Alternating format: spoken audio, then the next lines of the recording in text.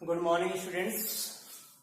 Class 11th के अगले topic में किंगडम मोनेरा, इसके पहले हम लोग पढ़ चुके हैं।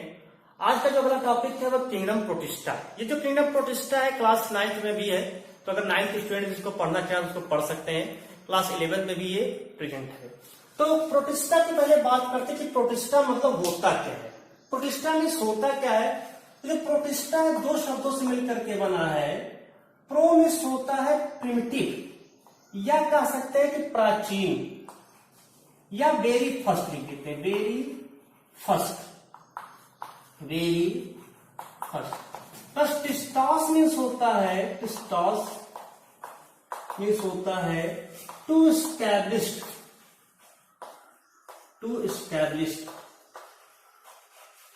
मतलब की है कि जो सबसे पहले स्थापित होने वाला एक सजीव, एक जो है पूर्ण विकसित जीव। यानी कि जब यहां पर पृथ्वी पर जीवों का एक क्रम आना शुरू हुआ तो उसमें सबसे पहले जो विकसित जीव उत्पन्न हुए, विकसित जीव यानी जिसमें यूकैरियोट्स नेचर के, जिसमें केंद्र पूर्ण डेवलप था, वो सभी जो है तो उसको रखा गया प्रोटिस्टा में। प्रोटिस्टा को एक और नाम से जानते हैं, इसको कहते हैं dustbin of classification. Dustbin of classification के नाम से जानते हैं, क्योंकि जब जो है क्लासिफिकेशन किया जाने लगा, जब जो है आर्च विटेकर ने जो है क्या क्लासिफिकेशन किया, तो मोनेरा को अलग रखा, फंजाई को अलग रखा, प्लांटरी को अलग रखा, प्लांट्स वाले को एनिमल को अलग रखा, लेकिन फिर भी कुछ बच गए, तो उन सभी को जो है उठा करके प्रोटिस्टा में रख दिया गया। तो इस तरह से प्रोटिस्टा, इस प्रोटिस्टा में जो है जंतु के समान भी कुछ दिखाई पड़ेंगे, पौधों के समान भी जो है यहाँ पर जीव दिखाई पड़ेंगे, और कवकों के समान भी जीव यहाँ पर दिखाई पड़ेंगे। सबसे पहले हम बात करते हैं इस प्रोटिस्टा के जो है शब्द का प्रयोग किसने किया, फिर इसके जनरल कैरेक्टर को देखते हैं। जो प्रोटिस्टा वर्ड है, इस प्रोटिस्टा वर्ड का सबसे पहले जो प्रयोग है, वर्ड यूज्ड बाय, पहले ही बता चुके एक बार, तो यूज्ड बाय अर्नेस्ट हैकेल ने जो है इस शब्द का सबसे पहले प्रयोग किया था। अर्नेस्ट हैकेल ने सबसे पहले जो है इस प्रोटिस्टा शब्द का प्रयोग किए थे। प्रोटिस्टा के अगर हम लोग जनरल कैरेक्टर की बात करें तो प्रोटिस्टा का जनरल कैरेक्टर होता है, सबसे पहले जितने प्रोटिस्ट हैं सभी के सभी यूनिसेलुलर हैं, सभी के सभी यूनिसेलुलर होते हैं। एक और चीज, ये अकेले भी रह सकते हैं, सॉलिटरी फॉर्म में हो सकते हैं, अकेले होते हैं, या फिर कॉलोनी बना करके रह सकते हैं, मतलब कि कॉलोनियल के फॉर्म में जो उपस्थित होते हैं, और सभी की कोशिकाएं जो पूर्ण विकसित होती हैं, अर्थात यूकैरियोट्स होते हैं, अर्थात यूकैरियोट्स होते हैं। तो सभी कैसे, एक कोशिकीय है, सॉलिटरी है, यानी कि एकल अवस्था में पाए जा सकते हैं, अथवा कॉलोनी के रूप में पाए जाते हैं, और सभी की कोशिकाएं यूकैरियोट्स होते हैं। यूकैरियोट्स मींस न्यूक्लियस जो होता है इन सभी में, न्यूक्लियस वेल डेवलप्ड होता है, न्यूक्लियस जो होता है वो वेल डेवलप्ड फॉर्म में जो उपस्थित होता है।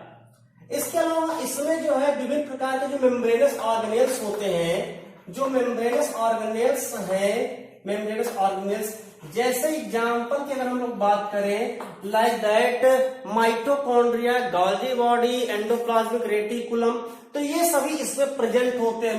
जो है मेम्ब्रेनस ऑर्गेनेल्स आर प्रेजेंट, ये सभी इसमें जो है उपस्थित होते हैं। जैसे हम लोगों की कोशिका, उसी प्रकार इनकी कोशिका, बस अंतर इतना है ये यूनिसेलुलर है, हम लोग मल्टी सेलुलर होते हैं। हम लोग के पूरे शरीर की कोशिकाओं में उपापचय क्रिया होती है, इसकी समस्त उपापचयी क्रियाएं जो होती हैं वो एक ही कोशिका में पूर्ण होती है। अगर मान लेते हैं सेल वॉल प्रेजेंट है, अगर सेल वॉल प्रेजेंट है, इफ सेल वॉल प्रेजेंट, देखिए सब में नहीं पाया जाता है सेल वॉल, लेकिन कुछ में पाया जाता है, सभी में नहीं पाया जाता है प्रोटिस्ट में। यदि सेल वॉल प्रेजेंट है तो वो जो है बना किसका होता है, तो ये जो है मेड अप बाय सेलुलोज का बना हुआ सेल वॉल जो इसमें प्रेजेंट होता है। अगर सेल वॉल प्रेजेंट है, कोशिका भित्ति उपस्थित है, तो वो सेलुलोज की बनी हुई होती है।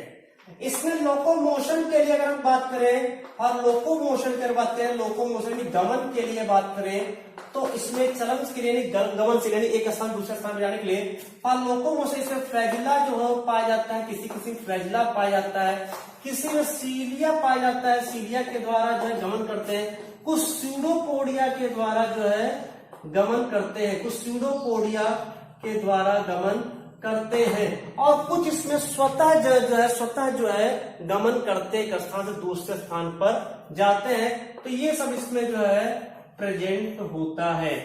अगर इसके फ्लैजिला की बात किया जाए तो फ्लैजिला जो होता है इसका, जैसे हम लोग प्रोकैरियोट्स पढ़े तो प्रोकैरियोट्स में 9+2 संरचना नहीं पाया जाता है, इसकी फ्लैजिला में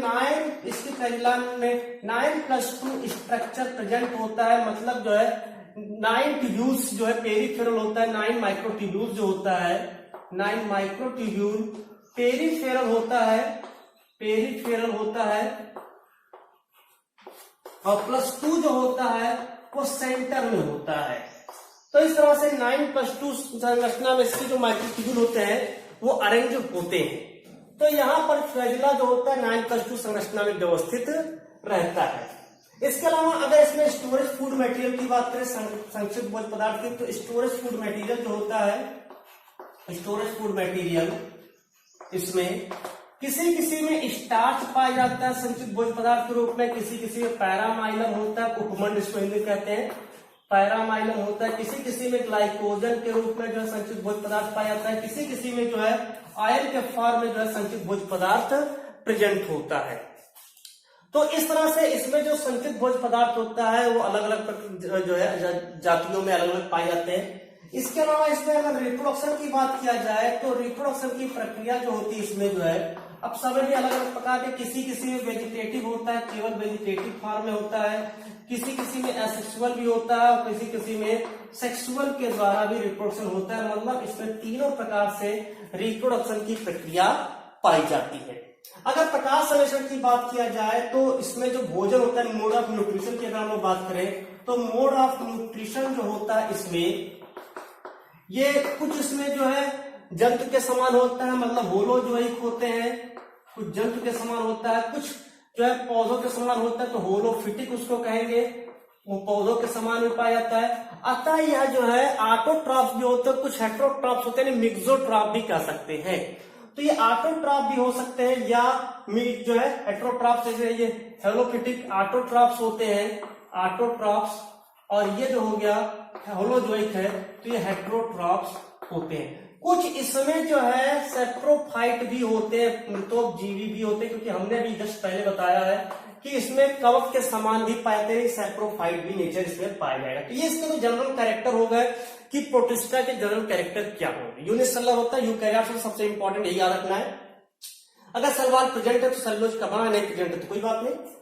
न्यूट्रिशन की बात करें तो न्यूट्रिशन जंतु के समान भी होता है, पौधों के समान यानी हेटेरोट्रॉफ भी हो सकते हैं, ऑटोट्रॉफ भी होता है, कुछ सेप्रोफाइट भी नेचर के पाया जाता है। इसका क्लासिफाइड किया जाए, क्लासिफिकेशन किया जाए तो जो प्रोटिस्टा होता है, प्रोटिस्टा का क्लासिफाइड किया जाए तो प्रोटिस्टा को 3 क्षेत्रों में डिवाइड कर सकते हैं। एक होता है होलोफिटिक, होलोफिटिक हम उसको कहते हैं जो प्रकाश संश्लेषी होते हैं, मींस फोटोसिंथेटिक वाले को जो है हम होलोफिटिक कहते हैं, फोटोसिंथेटिक होता है।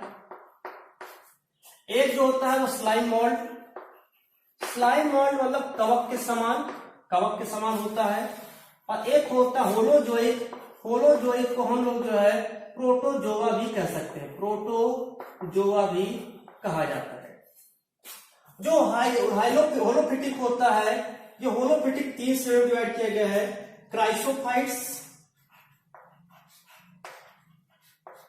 क्राइसोफाइट्स, दूसरा डाइनोफ्लैगेलेट्स, और तीसरा होता है यूग्लिनोइड। स्लाइम मोल्ड 2 प्रकार में डिवाइड किया गया, एक एसेलर होता है आकोष्ठीय और एक होता है सेलुलर रूप में पाया जाता है। होलोजोइक 4 प्रकार के श्रेणी में डिवाइड किया गया है। एक होता है जुओफ्लैगेलेटा,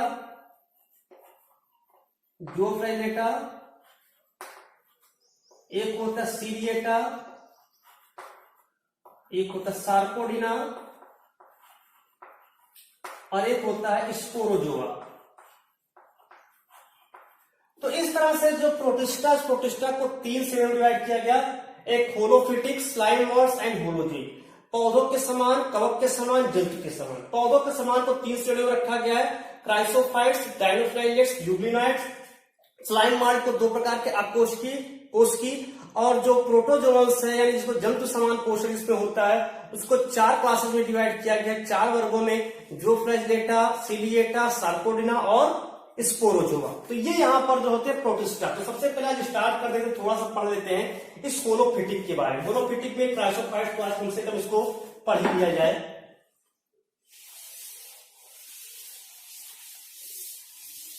थोड़ा इंपॉर्टेंट है क्राइसोफाइट्स, थोड़ा देख लेंगे इसको। सबसे पहले जो है क्राइसोफाइट्स से पहले होलोफिटिक समझ लें कि यानी कि यहाँ पर प्रकाश संश्लेषण हो रहा है, यानी कि इसमें प्रकाश संश्लेषण पिगमेंट्स पाए जाए। इतना ध्यान रखना कि इसमें पिगमेंट्स प्रेजेंट है, इसलिए इसको होलोफिटिक कहा गया। तो होलोफिटिक जो होता है, होलोफिटिक जो है, इस होलोफिटिक को 3 श्रेणियों में डिवाइड किया गया है। पहला इसमें पढ़ा जाएगा क्राइसोफाइट्स। क्राइसोफाइट्स बड़ा इंपॉर्टेंट टॉपिक है, भी देखिए कि कुछ यूनिक चीजें इसमें आएंगी जो कंपटीशन के लिए बहुत ही इंपॉर्टेंट हो जाता है। कैसे इंपॉर्टेंट होता है ये देखेंगे। सबसे पहले जो क्राइसोफाइट्स है, it is also known as diatoms. याद रखना, ये इसमें जितने भी पॉइंट है सभी कंपटीशन के बहुत ही इंपॉर्टेंट होने वाले हैं। क्राइसोफाइट्स को ऑल्सो नोन एज, इसको जानते हैं कैसे, ऑल्सो नोन एज डायटम्स। इसको डायटम्स के नाम से भी जानते हैं।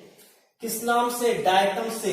इसको जब वर्ग उसमें शैवालों में रखा जाता है तो शैवालों में इसको जो है एल्गी में बैसिलेरियोफाइसी वर्ग में रखा गया है। बैसिलेरियोफाइसी जो क्लास है उस क्लास में जो है इसको रखा गया है। तो ध्यान रहे, जो शैवाल पढ़ेंगे, शैवाल बैसिलेरियोफाइसी में हम इसको पढ़ेंगे सवाल में। यहाँ पर प्रोटिस्टा में इसको क्राइसोफाइट्स के रूप में पढ़ेंगे, या इसको हम डायटम्स भी जो है कह सकते हैं, डायटम्स के नाम से भी जानते हैं। इसका जो स्टोरेज फूड मटेरियल होता है, ये भी बड़ा इंपॉर्टेंट है। इसका जो स्टोरेज फूड मटेरियल होता है ये उसमें होता है डायटोमिन। डायटोमिन जो होता है इसका स्टोरेज फूड मटेरियल होता है। डायटोमिन इसका जो स्टोरेज, इसको क्या नाम है, ये स्टोरेज कर रहे हैं। डायटोमिन्स जो होता है इसका पिगमेंट, ये पिगमेंट इसमें स्टोर करेगा फूड को, ठीक है। तो इसमें जो पिगमेंट के रूप में पाया जाता है, ये डायटोमिन्स क्या है, पिगमेंट के रूप में जो है उपस्थित होता है, जो इसमें स्टोरेज फूड मटेरियल के रूप में रहेगा। लेकिन ये कन्वर्ट किस में होगा स्टोरेज फूड मटेरियल, ये भी ध्यान देना। ये इसमें जो ऑयल के फॉर्म या ल्यूकोसीन इसको कह सकते हो, ल्यूकोसीन या फिर ऑयल के रूप में इसमें संचित भोज्य पदार्थ होता है, जिसमें डायटोमिन नामक पिगमेंट की उपस्थिति में बनता है। डायटोमिन नामक पिगमेंट की उपस्थिति में बनता है। चूंकि प्लांट के है तो इसमें सलवार भी प्रेजेंट होता है। सलवार इसमें जो है प्रेजेंट होता है, कोशिका भित्ति प्रेजेंट होती है। लेकिन इसकी कोशिका भित्ति जो होती है उस पर विभिन्न प्रकार की नक्काशी होती है। इसकी कोशिका भित्ति में जो है विभिन्न प्रकार की नक्काशियां जो है पाई जाती हैं। लेकिन इसकी कोशिका भित्ति जो होती है ये पृथक पृथक होती है।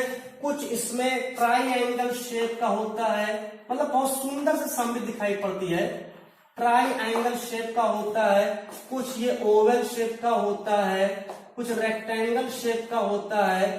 तो इस तरह से इसके जो शेप होते हैं वो अलग अलग होते हैं। विथ इसकी सिमिट्री, सममिति जो होती है वो काफी सुंदर दिखाई पड़ती है। इसकी कोशिका भित्ति जो पृथक होती है, पृथक कोशिका भित्तियां जो होती है, कुछ उसमें आकृतियां अलग अलग होती है, कुछ ट्राइंगल शेप की होती है, कुछ ओवल शेप की, कुछ रेक्टेंगल शेप की, यानी विभिन्न प्रकार की सममित इसमें दिखाई पड़ती है।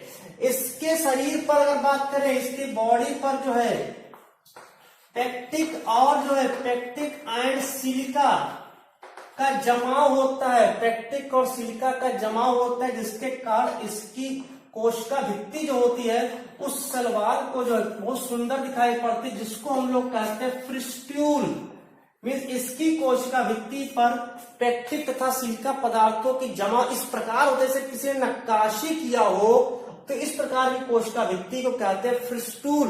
नक्काशी किया गया कोशिका भित्ति, जैसे नक्काशी किया गया हो, जैसे खूब सुंदर सा उसकी समिति बनाया गया हो। इसमें 2 ओवरलैपिंग वाल्व भी पाए जाते हैं, बड़ा इंपॉर्टेंट है ये, ओवरलैपिंग वाल्व पाए जाते हैं। ठीक है, 2 ओवरलैपिंग वाल्व पाए जाते हैं। एक होता है एपिथेका होता है, एक एपिथिका होता है, और दूसरा जो है हाइपोथिका नामक जो है इसमें ओवरलैपिंग वाल्व पाए जाते हैं। ये आकृति ये यहां पर है।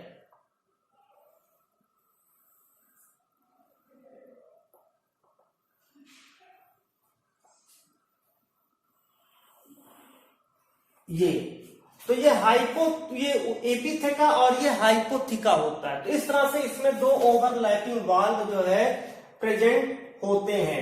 इसकी रिप्रोडक्शन की बात तो थोड़ा इंपॉर्टेंट है। रिप्रोडक्शन देखेंगे कैसे। इसका जो जन्म होता है 3 प्रकार से होता है, लेकिन सबसे पहले हम बात करते हैं वेजिटेटिव में। मेन इसमें होता है बाइनरी फिशन के द्वारा, वेजिटेटिव में बाइनरी फिशन के द्वारा होता है। बाइनरी फिशन मतलब द्विविभाजन। द्विविभाजन में होता क्या है कि इसमें जो मदर सेल होता है उस मदर सेल से डॉटर सेल बनता है। तो सही है, चलो ठीक है, मदर सेल से डॉटर सेल बनता है। लेकिन जब ये मदर सेल से डॉटर सेल बनता है तो इसमें जो ओवरलैपिंग वाल्व है ये भी इसमें प्रसारित होता है। अब ध्यान दे, अगर मदर सेल से डॉटर सेल में जो है एपिथिका जाता है, एपिथिका जाता है, तो ये डॉटर सेल अपने मातृ कोशिका के समान होगी। ठीक, और अगर मदर सेल से जो है मदर सेल के द्वारा एपिथिका वो हाइपोथिका जो है जाता है, डॉटर सेल में पहुंचता है बाइनरी फिशन में, तो यहां पर ये जो है ये सेम होंगी। तो यहां पर ये कुछ जो है छोटी होंगी, शॉर्ट होंगी, डॉटर सेल छोटी होगी। ध्यान रखना, अगर मदर सेल से एपिथिका जा रहा है जी उसके जो बाइनरी फिशन के द्वारा, तो डॉटर सेल जो है वो सेम होंगे मदर सेल के। लेकिन अगर हाइपोथिका जो है वाल्व, हाइपोथिका नामक वाल्व जो है बाइनरी फिशन के थ्रू डॉटर सेल में गया तो उसकी आकृति छोटी हो जाती है। इसके अलावा इसमें असेक्सुअल रिप्रोडक्शन भी जो होता है, अगर असेक्सुअल रिप्रोडक्शन की बात किया जाए इसमें जो है दूसरा असेक्सुअल रिप्रोडक्शन जो होता है ये आक्जोस्पोर के द्वारा होता है। आक्जोस्पोर के द्वारा जो असेक्सुअल रिप्रोडक्शन होता है, इसमें दोनों जो है पृथक हो जाता है, ये अलग हो जाता है, ये अलग हो जाता है। फिर उसके बाद एक नई जो है वाल्व बनती है भीतर की, और एक नया कपाट बनता है, एक नया वाल्व बनता है। उस तरह से यहाँ पर विभाजन हो जाता है। प्रबल बीजाणु इसको कहते हैं, प्रबल बीजाणुओं के द्वारा विभाजन होता है। दोनों जो वाल्व होते हैं पृथक हो जाते हैं, फिर एक नई वाल्व बनती है और उसके द्वारा एक नया कोशिका का निर्माण हो जाता है। तो उसको एसेक्सुअल रिप्रोडक्शन कहते हैं। इसके अलावा कुछ वैज्ञानिकों का मत है कि इसमें सेक्सुअल रिप्रोडक्शन की भी प्रक्रिया होती है, मींस फ्यूजन के द्वारा भी ये जन्म की प्रक्रिया करते हैं। तो ये जो था ये था इसमें किंगडम प्रोटिस्टा का सबसे पहला क्राइसोफाइट्स, कोलोफिटिक में सबसे पहला क्राइसोफाइट्स। तो हम लोग अगले वाले टॉपिक में इसके जो डायनोफेगेट्स और यूरिनोइड्स को पढ़ा जाएगा। तब तक के लिए धन्यवाद।